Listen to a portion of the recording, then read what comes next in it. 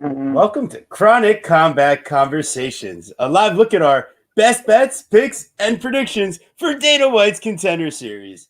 With your host, TB Scouting MMA, and the Guru back again. We got Dana White Contender Series. We got Andre Puliev taking on Liam Anderson in your middleweight main event. We've got 4 ounces of freedom here. Zach likes MMA joining us once again. Zach, how did we do last week? I don't think we did as well as we did last week.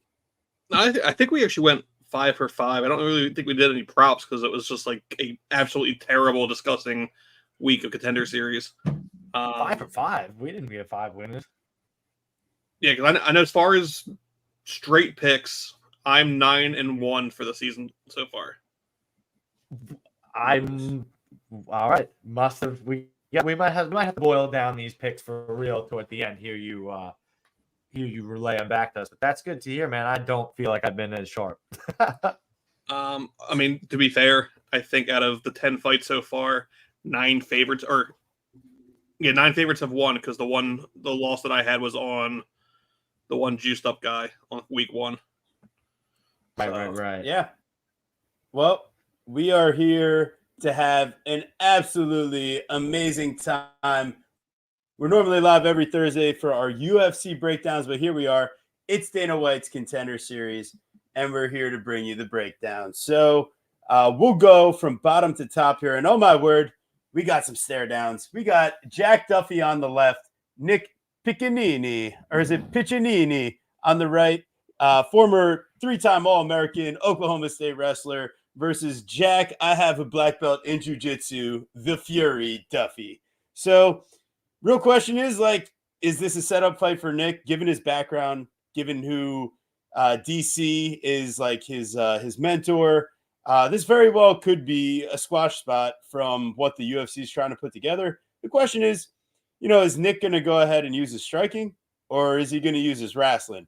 And if he uses his wrestling, is this thing staying down for long periods? I mean, at the line, I probably don't have real interest in Nick Piccinini, but could there be interest on the Jack Duffy side? I don't know. Guru, what are you thinking? I just don't necessarily understand the line. They're both young and fairly inexperienced fighters.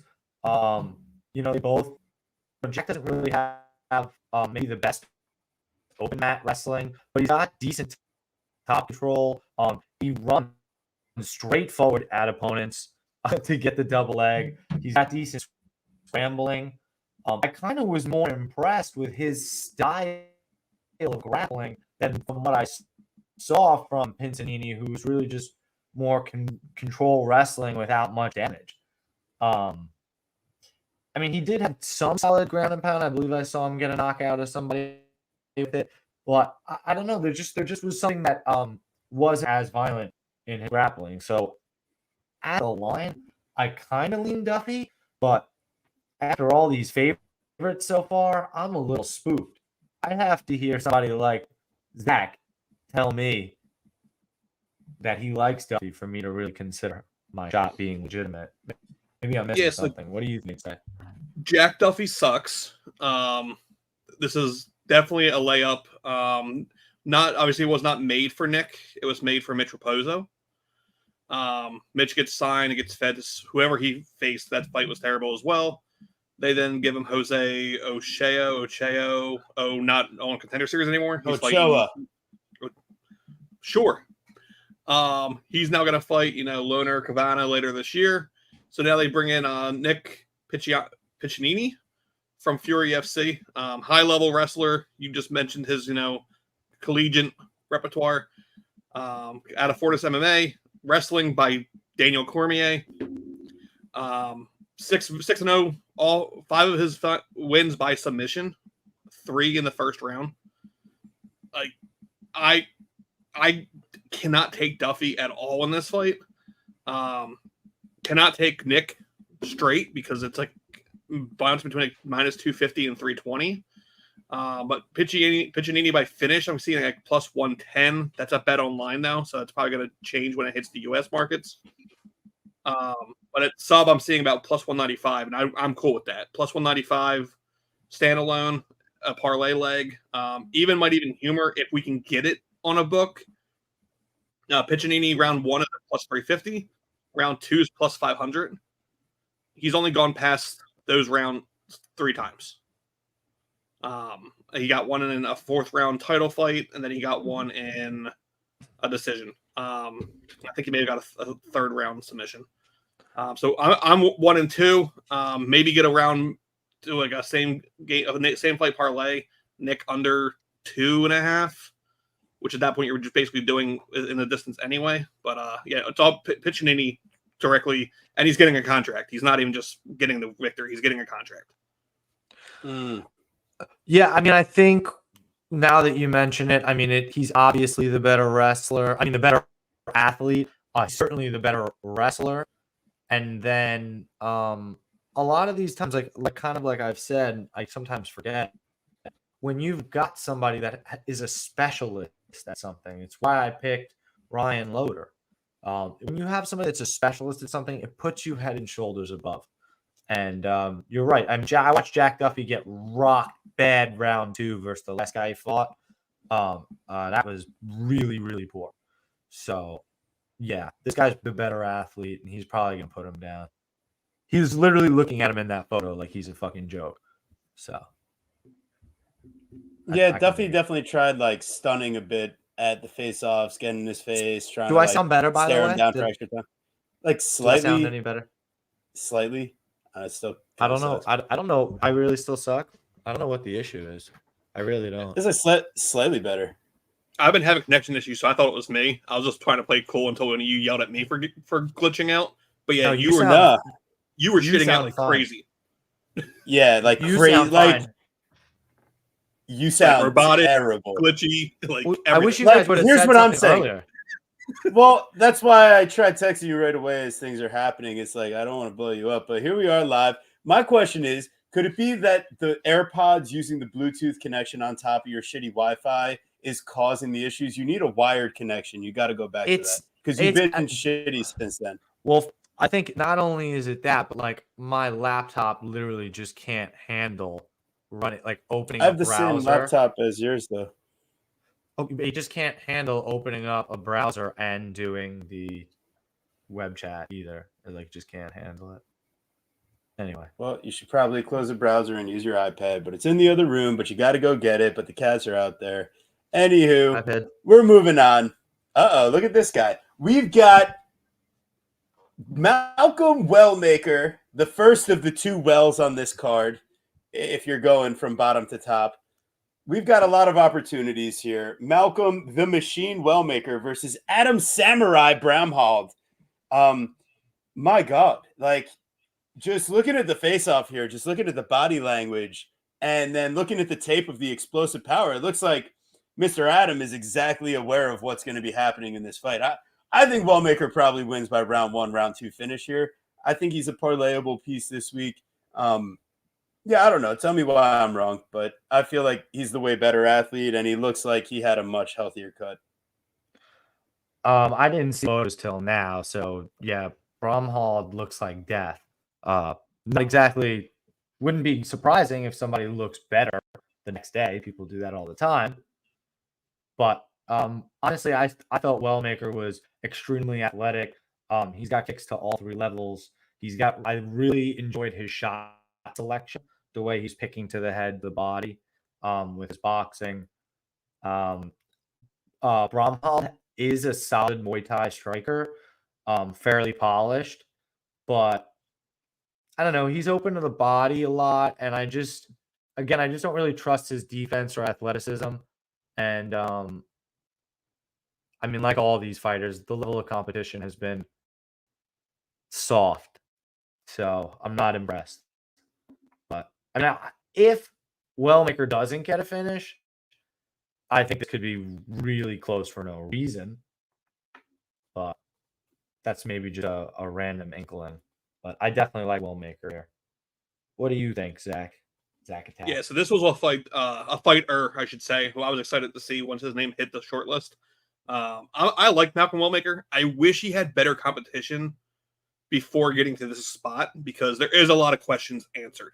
You can have all the knockouts in the world if you're fighting in a Conflict MMA B2 fighting series. I hope Dan Levy's not in here. NFC, like the level of competition's not the highest at those Georgian regionals. Now, when you do go to his amateur career, it's a whole different story. His amateur career has some incredible names on it. Will Spann III is a guy who I've been big on. He's never had the best luck in the regionals, but he's competitive for all 15 minutes, which says a lot. Now it's his debut. He does have a win also over Max Quinones. Max was up a weight class for that one. It was like on a week's notice or so. Max, like he told me, I actually asked Max about this fight because I was like, hey, what you were in the cage with him. What do you think of Wellmaker from the time that you faced him to the time now? And it was huge. Because of questioning his level of competition, not saying that Adam is remotely high level, I did lean decision by Wellmaker. I think this might be a situation like Zach Reese last week where like he can benefit from the 15 minutes. And he should, because before he actually gets in the cage with UFC bantamweights, like he needs time in the cage. Bet online showing me Wellmaker by decision at like plus 225. If you're scared of that, just going the distance as minus 105, basically pick like even money at that point. Which, you know, you kind of made a good point. Like, we haven't seen him go that far. So if it goes to the decision, is there some way that Adam can pull it off by just looking better? If you have an Adeline Bird or like Sal D'Amato sitting there at cage side, like you could probably sway some of these judges. But now I'm going Wellmaker by decision. I would love to see him get the contract though. I'm gonna add these kind of in for each fight too. I don't think he gets one tonight. I think he might be like a Torres Finney where he comes back next year. Hopefully he does better than Torres and actually goes out and gets fights between now and next year. Maybe like a CFFC Tampa card or even like a LFA Fury card. Get some like real competition and come back next year and get a contract. Nice. Yeah, I think he's obviously the clearly more, athletic and finishing potential talent of the two on this fight. It's just a question of, is he ready for the big stage? And I think we find out Tuesday, but Wellmaker will be my pick. I happen to think it happens early, but maybe you're onto something with the decision. I honestly kind of lean with the over, to be quite honest. They're both fairly tough. So unless it's fully Wellmaker sparking him because this dude is on death's doorstep, I actually do. I do like the over as well. Could they have gotten a better person for the face-off though, like in the middle? Like The even flag. he's Yeah, like, right. He's you're like fucking dead. Like he's questioning his life. Like, yeah, like you're showing up tomorrow, buddy. Are you sure about that? All right, here we go. We got Marco Matuto Tulio versus Matthew Duclos. Let me tell you, I watched Matthew Duclos' last fight. My God, it's the funniest, horrible stoppage of a lifetime. Eye poke, like as he's defending a takedown and his leg is like slipping out or something or other. And this guy ends up being like, oh, like you poked my eye. And the ref is like, what? Stop the fight. It's over. Win by knockout. And Duclos is the most, like, he's kind of big, but he's fighting like some like TB Love Handle Scouting MMA here is here to tell you the guy that he was fighting last definitely had some love handles. So I'm just saying he's kind of getting wrestled by that guy. And now they bring him in to fight Marco Tulio. This is like even worse setup than Mr. Bruno Lopez, like a week or two. Yeah, 2 weeks ago, where he fights the guy that just literally can spam only one type of combo. It still almost, gets finished by the guy, but that's neither here nor there. I think Tulio, even looking at this face-off, like, look at how subdued this guy on the right looks. Like, that's not a great body language here, buddy. And I think it's because you know that you got this Dana White Contender Series opportunity off of an eye poke knockout. You can't pull up the photos anymore if you're just gonna break down the fight solely based on the photos. No, it's beautiful. I'm telling you. Just look at these guys. It's a big thing. No. Also, Tulio is going to win because he's going to finish him anyways. And I talked about his last fight that I did tape on. Come on, man. Come on. Don't be like the 1 minute fight with an effect. eye poke. The 1 minute fight with an eye poke. Did you see any other fights? Okay, Yeah, we that's did good at least. We did a little So fraudulent I just competition on a fraudulent vigilancy. I'm just surprised that somebody like Tulio didn't get the contract last time. I didn't rewatch to see why Dana didn't give it to him. When I have extra time, I do like to see that sometimes. My assumption is that it's because they wanted Belgario to win and they were not happy when Tulio did. Yes. But yeah, I mean, I just the dude's fairly dangerous, man. He's a patient counter striker. He's got solid top control. Not I don't really dig too much of this French guy. So I mean, the look at the records, man. 5-2, 3-1, 2-2. My God, tell me something I don't know, Zach. Because I'm going I mean, with. I think he gets the contract this time too. I'm gonna add that in. Tulio's getting the yeah. contract this time. I think this is definitely a show us something new for Marco. You figure he was supposed to fight Val Woodburn last year. They pull him out. They bring in the babyface assassin. He goes to the decision. I also kind of lean your way too. I want to go back and rewatch to see what made them pass on it. I assume it was basically the fact that like to get to Contender Series, he fought a 35-19-1 guy. If you watch LFA, you kind of know like Mark Kelly and all them out there, kind of like they love themselves some Brazilians. So it's hard to say, was that just a Brazilian fighting Brazilian on a Brazilian card? Did they fly him into the U.S. to basically give him a feeder? Like, what was the reason behind that match? As far as we're probably getting the contract, I'm assuming he didn't get it because it went to decision. That was like the weeks where like Dana remembered that you shouldn't give everyone a contract. So I think here they want to see a performance. They're going to get one because, as much as you joke, like I think these standoffs do give a big read into how the fight may be going because like Mateo doesn't even want to look at the guy's eyes. Like he's just like he's looking at his dick Guru. basically. Like Double birds to the Guru. And no, but I have Marco. I have Marco in the distance, and I'm leaning KO. I think he gets like the showcase one and a contract because they probably wanted him last year. They get him now. Kind of need some fun Brazilian talent that's not out of the fighting nerds, and this is who they're going to get. Shoot the box. All right. We are moving along. We've got the second well of the card. Mike Aswell versus Bogdan Grad, the son of one Tom Nolan. We got the Texas kid, Michael, versus the Unleashed Grad. I think in this matchup here, from what I saw, Bogdan is now fighting at his true weight class at 145, where he should have been. Fighting Tom Nolan, 155, a guy that literally looked like he could be fighting at 170. Well, things didn't go so well for Mr. Bogdan, and we might have been picking him in that fight too. But here I am back again at the Bogdan stand. I feel like Mike as well, I don't know. There's just something about him. It seems like he's very happy to throw repeated 1-2 combos, get into absolute wars in the pocket. I've seen this guy hurt, dropped, as we've seen Bogdan on death's doorstep with one Tom Nolan, I understand. But I think ultimately, even if Mike was and I don't think he's really a great wrestler, but even if that was kind of what he tried to do, I mean, the guillotine threat for a guy like Aswell that I don't think is the most credentialed wrestler, that could be the fight if he goes to shoot out of desperation from a million miles away. So Grad, while you don't love some of the technical stuff he's displaying from like ending up on his back, but I don't know, man. He's got a little bit of the flavor of someone that I think should just win this fight on being the better athlete. And I think he's in his right weight class now. So give me some Bogdan. He's moving to dog money. I don't get it. So give it to me. Yeah, I mean, I think what the interesting thing that you bring up is just mentioning, that he loses to Tom Nolan, but the Tom Nolan fight is up a weight class, so not even his weight class. So I'm not sure if people are like don't realize that, or like I'm not fully sure I understand the line movement.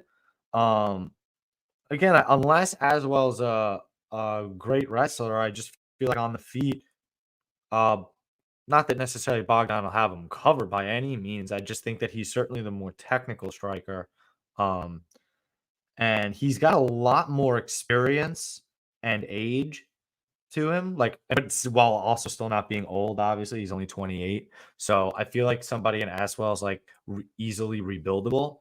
At the same time, I feel like somebody like Zach will say that Fury FC has like really suspect competition, and then what you don't like to see is guys that just stay in one promotion, and he's just kind of hung around Fury FC, so I don't really love that for Aswell. What do you think about that type of sentiment, Yeah, Zach? so I will actually go the opposite way.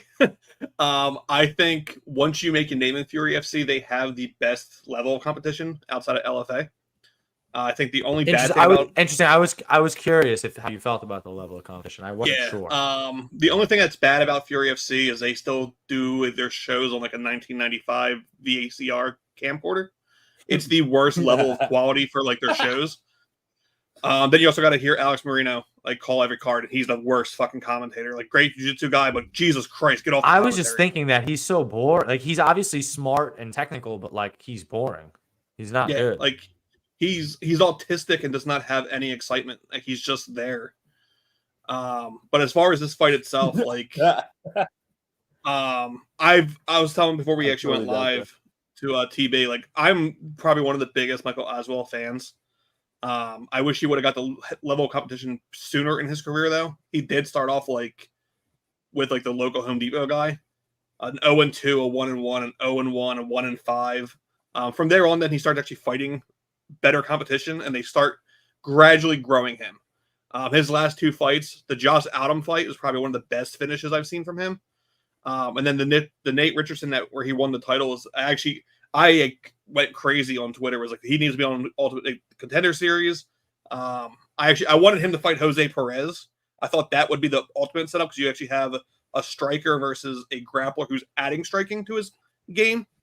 I know both parties were really interested in that. Instead, he gets Bogdan, who he has a nice record outside the Tom Nolan fight, but Austria doesn't really have much of an MMA scene yet. It's still really growing. They are pretty decent with the IMAFs, which is amateur, but like there's no one in the pro level to actually make a scene. That's probably why they brought Bogdan in here, because they're trying to get there.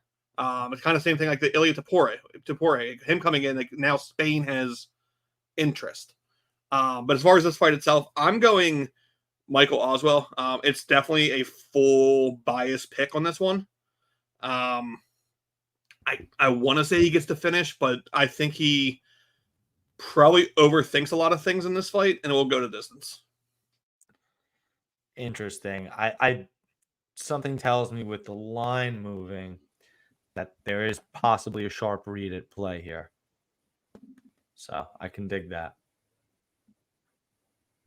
All right, we are sliding on to our main event. We've got one Andrei Puleyev versus Mr. Anderson, Liam Anderson, that is. Are we entering the matrix here? Because Puleyev, he likes doing a little bit of some spinning kick type of stuff, playing from distance, not really engaging too much. But then if things are engaged, grappling might be engaged. So, Andre, it's a question of if he can handle the bite of the White Widow, Mr. Anderson. Whoa. My God, that's his own nickname. That's his own nickname. It's not mine. I It's know. Liam the White Widow Anderson. I know you said, I said, whoa, not boo. Oh, what? Like, but what was the whoa? What are you whoa? Because you said, can you handle the bite of the White Widow? You made a pun. Nice. That was pretty good, I guess. Actually, that was pretty good, I guess. All right, fair enough. I thought you were hating. I'm sorry. I'm not used to you liking what I do. I'm hating a little bit. I was just surprised. He caught me off guard. Well, hopefully that's what Liam Anderson can do as a big favorite here. He is maybe slightly shorter, but he's so much thicker, it seems, and he probably has the wrestling upside. And look at that. I don't know, it's really interesting. Yeah, the one thing I will say is that 71% of the Tapology community are picking Puleyev, and 78% of them are taking him by knockout. So what? I don't know. Is there something like why is it just the EV at the end of his name? Because it's certainly not his level of competition. They both kind of face low level. I don't know. What do you got here? I'm gonna go with Liam, but I don't think I need to go too crazy. Oh, I think you need to start going crazy. No, I mean I kind of liked Liam here, but I again like the dude Puliev is 3-5 as an amateur. Like what the fuck happened there? Did he just not take his amateur career seriously? I don't know what that's about. I don't know what makes you lose 3 fights in a row on the amateur circuit and go, you know what? I'm going pro now. Fuck it. Yeah, I don't know. I kind of like Liam's game. He's, uses solid check hooks. He's, willing to push against the cage. I felt like Puliev was just kind of like a skinny, lanky kickboxer. To be quite honest, though, looking at him stand there right now, he is on all the supplements. He looks a lot bigger than he did before.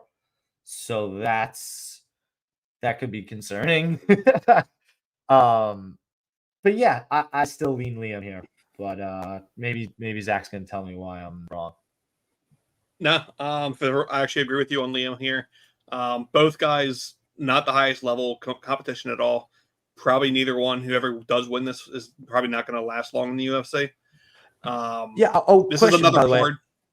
Question. I was wondering why I had one thought to it, and it's like, why is this the main event of week 3 or whatever? My only thought is because they don't even care who wins, but they do think that there'll be a finish. So they want I hate that we were literally about this. I was about to kind of touch just on that. And I hate that we both were just like, why is this a main event? I mean, this has been a pattern so far this season so far. If you take the first 2 weeks and flip them top to bottom, it's a much better card both weeks so far. Right. This week is I'm looking at it again. Like, I mean, I'm not saying Jack Duffy and Nick Piccinini is a main event by any means. But if you go backwards, like start with this one, go into Aswell, go into Marco, go to Wellmaker, Eno Pacini, much better card. This one, I'm assuming they're leaning Polyev on Topology because like he's faced people that are like 38-21, which like looks like, oh my god, he's beating a killer. If you've ever watched a Shlemenko FC card, there's not a single killer on those cards. No. What do you mean? Shlemenko FC is probably half guys tied to the Russian mob that are actual killers. And I mean, it's owned by Alexander Shlemenko, who was decent in his time. If you watched like a card earlier this year, an hour and a half was a concert. Like this guy would not leave the stage. He just kept playing like Breaking Bad music.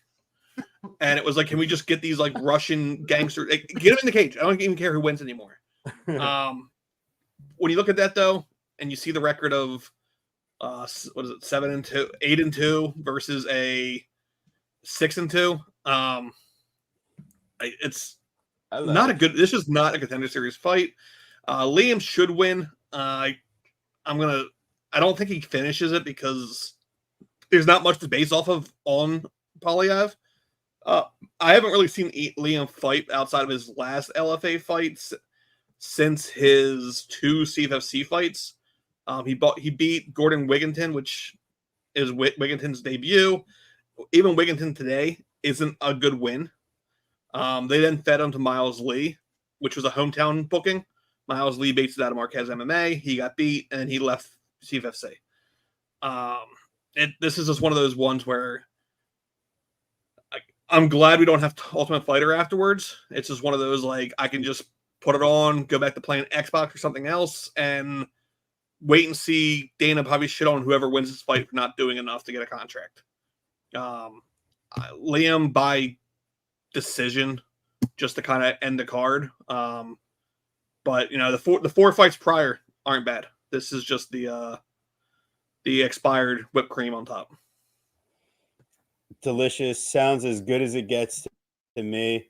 Give me some of that expired whipped cream. And make sure you guys, absolutely felonious, not to be out here throwing a like on the video. If you haven't already, it's kind of messed up, but there's one way to fix it. Please like the video now. Subscribe to the channel if you haven't already. I will forgive you. I promise. I once accidentally banned Mushroom from the channel and I figured out how to rectify the situation like 5 to 6 months later. But listen, I won't do that to you if you just do the right thing and throw a like on the video. We appreciate you guys so much. No UFC this weekend, so I had to come out, make sure I could bring my guys some production quality. I showed Guru how to do the music next time, just in case I'm not around. But I appreciate you guys so much. It really is fun to come out here and do the show and interact with the community and have great guys like Zach on that have a connection to these fighters before they even come into the Contender Series. Shout out to all you guys giving us support on the channel right now. So, Zach, before the Guru does his amazing close off, and I try to time the music, which I never get right, please tell the people where they can find you, and thank you so much, man. Go ahead. Yeah, pretty much across all platforms outside of Facebook, it's 4 Ounce to Freedom Pod, because some douchebag has 4 Ounce to Freedom on every single network. YouTube is probably the best place to watch. It's where all the interviews drop. Outside of that, played around with some media this past week. It was a great cosplay. I look forward to never doing it again. But, Contender Series every Tuesday for the next, 7 weeks now. Next week's card, fucking precision. So next week will be fun. Definitely tune back in next Tuesday or next Monday night for that. Hopefully I can convince TV to go at least one more next week. And but I'm not holding my breath. Guys, make sure you're following the ringleader, the one that makes all this happen, the one that puts in all the effort, Mr. TV Scouting MMA, Twitter Verdict, Instagram, Pickett, Tapology, and Bet MMA. And you can follow me if you feel like it, the Guru Scouting MMA, Twitter Verdict, Instagram, Pickett, Tapology, and Bet MMA. We will see you next week for week 4, and we will also see you next week for Gilbert Burns and Sean Brady. Take care.